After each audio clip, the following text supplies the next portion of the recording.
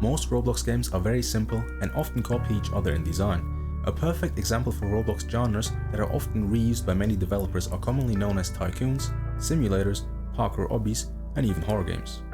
There is a certain trend set in popular Roblox horror titles. Some good examples are The Mimic, Apeirophobia, The Asylum, Dead Silence, and Judy. All these games are almost identical in terms of design, where you essentially follow a certain path, solve some puzzles,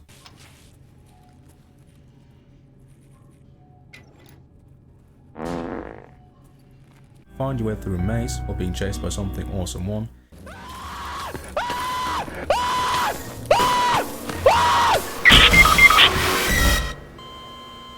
and after a handful of jump scares, eventually beating the game.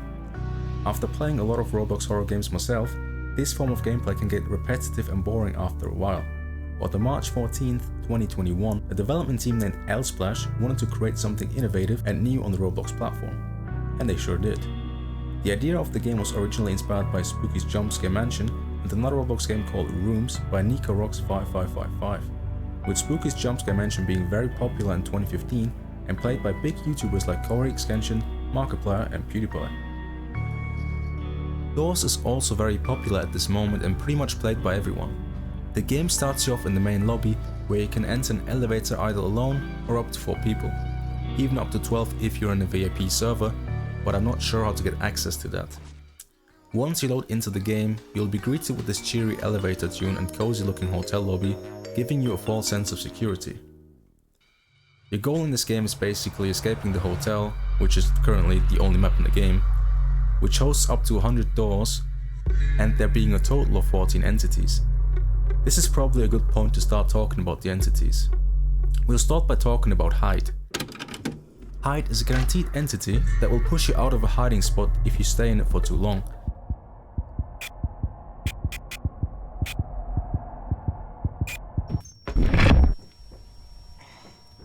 It doesn't have a physical form, so you can't see it.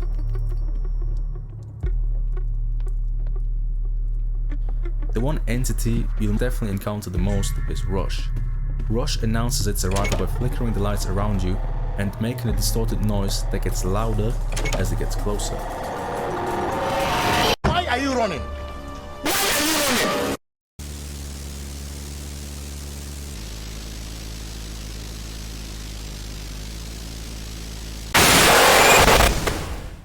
The same applies to Ambush, another entity that's similar to Rush, however, has a significantly lower spawn rate than Rush. You can hide from Rush and Ambush by hiding in a closet, under a bed,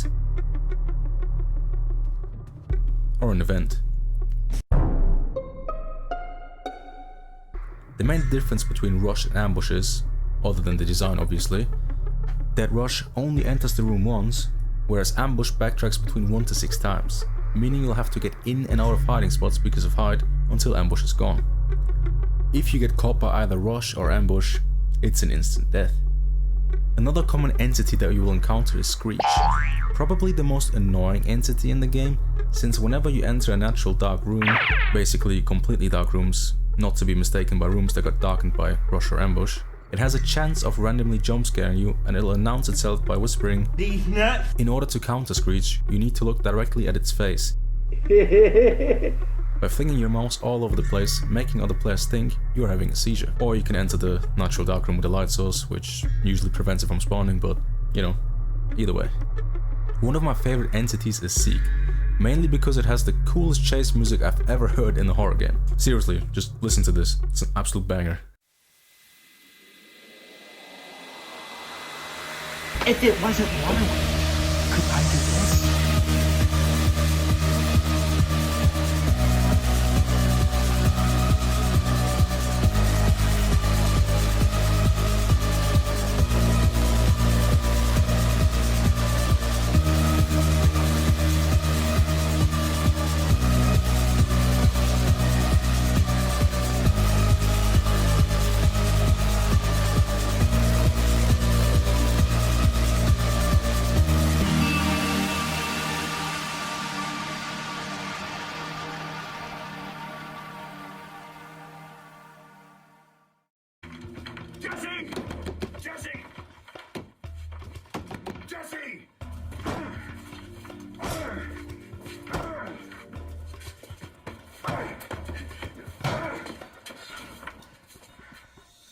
Seek is a guaranteed spawn once before room 50 and once after room 50.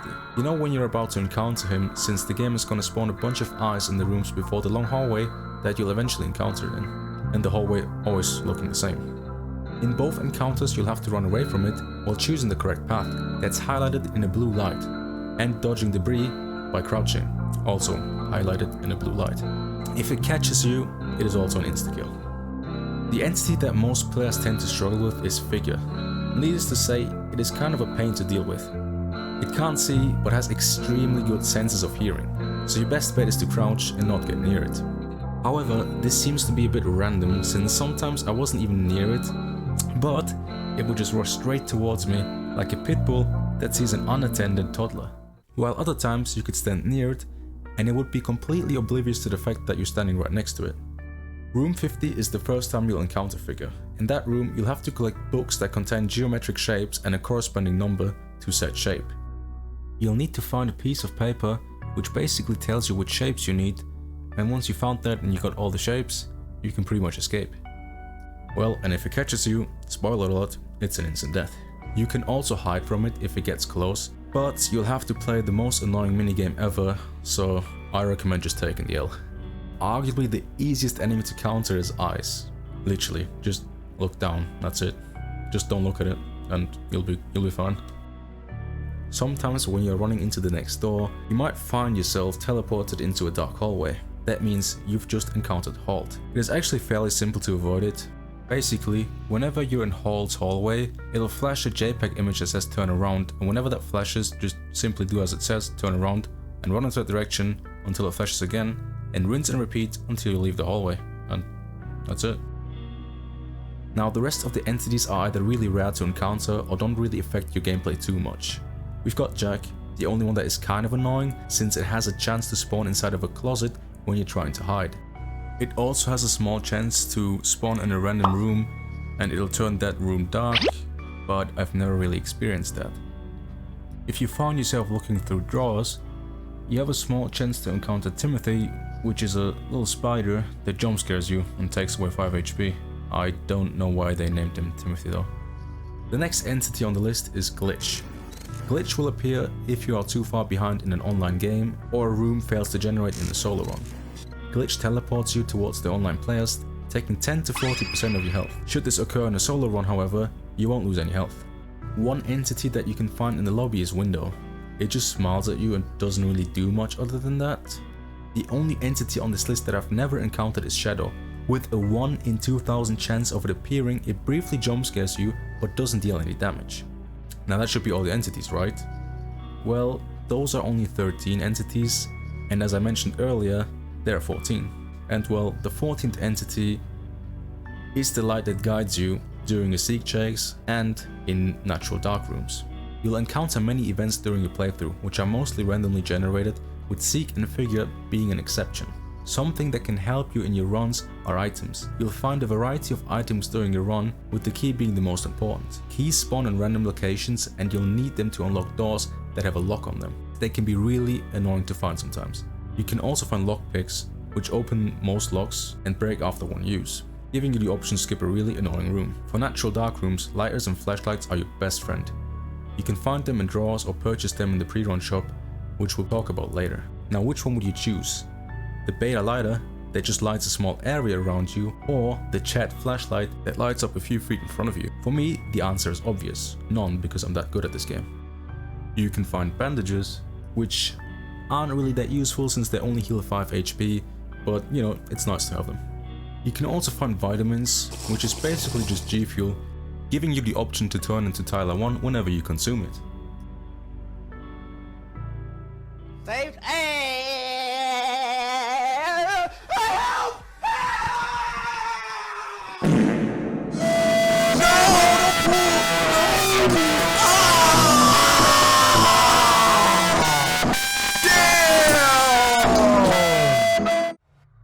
Now let's talk about the currency in the game, which is called knobs. Not the British wiener insult, but actual doorknobs. Right now, the only use for knobs is the pre-run shop, where you can purchase either 3 vitamins, 2 lockpicks, 1 lighter or 1 flashlight. In order to earn knobs, you need to clear as many rooms as possible per run, and collect as much gold as possible and exchange the gold into knobs, which I believe is 20 gold for 1 knob. Now you might ask yourself, what's so special about this game?